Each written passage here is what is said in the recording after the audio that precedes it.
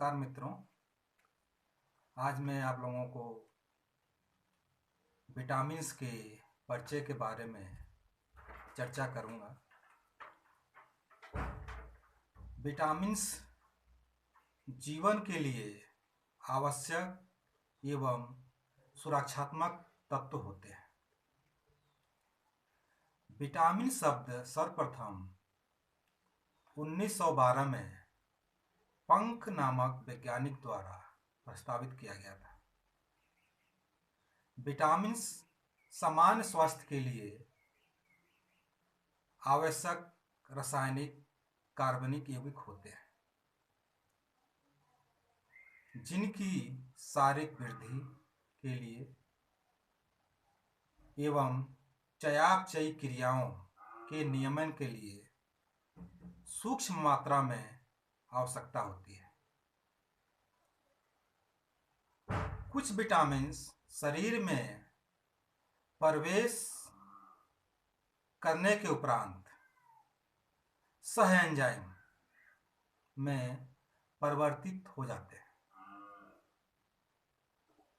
जो चयापचयी के लिए ऊर्जा उपलब्ध कराते हैं। ये एंजाइम विशेषकर उन एंजाइमों का सहारा देते हैं जो चयापचयी के लिए ऊर्जा उपलब्ध कराते हैं। इनमें स्वयं ऊर्जा उपलब्ध नहीं होती है और ना ही ये शरीर का निर्माण करते हैं। इनके कमी के कारण अनेक रोग उत्पन्न हो जाते हैं। विटामिन्स प्राणी व वनस्पति दोनों में पाए जाते हैं। मुख्यतः वनस्पति से ही प्राप्त किए जाते हैं। इनकी दैनिक आवश्यकता बहुत कम होती है, किंतु कुछ परिस्थितियों में, जैसे बाल्यावस्था एवं गर्भावस्था के समय, जिस समय चयापचयी क्रियाओं के लिए तेज गति की आवश्यकता होती है, उस समय इनकी दैनिक आवश्यकता बढ़ जाती है। विटामिन्स शक्तिशाली कार्बनिक यौगिक होते हैं। विटामिन्स पाचन विधि में नष्ट नहीं होते, वे उसी रूप में अवशोषित कर लिए जाते हैं। कुछ विटामिन, जैसे विटामिन ए तथा विटामिन डी का शरीर में संश्लेषण होता है।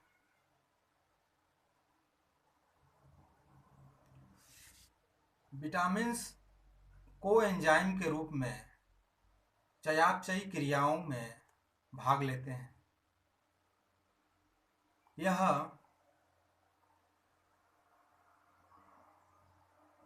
यह विटामिन्स जीवन के लिए आवश्यक पदार्थ हैं। विटामिन्स 6 प्रकार के होते हैं। Vitamin A, B complex, C, D, E और के। बी कॉम्प्लेक्स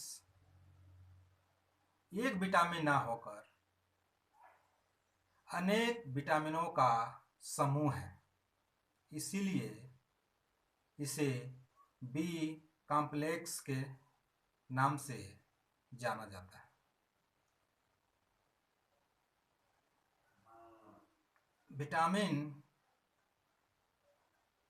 2 वर्गों में विभाजित किए गए हैं: जल में घुलनशील विटामिन्स तथा वसा में घुलनशील विटामिन्स। जल में घुलनशील विटामिन जल में घुलनशील होते हैं।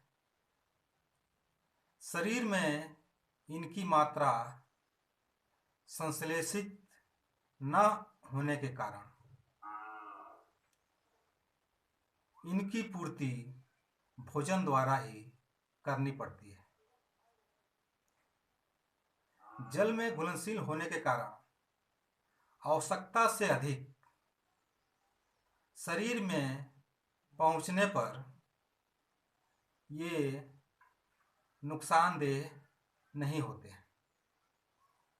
जल में घुलनशील होने के कारण आवश्यकता से अधिक शरीर में पहुंचने पर जल के साथ घुलनशील अवस्था में उत्सर्जित कर लिए जाते हैं। इनकी अधिकता से कोई भी दुष्प्रभाव नहीं होता है।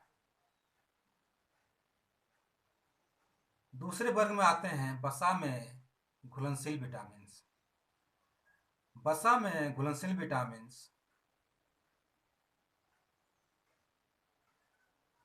Vitamin A, vitamin D, vitamin के आते हैं।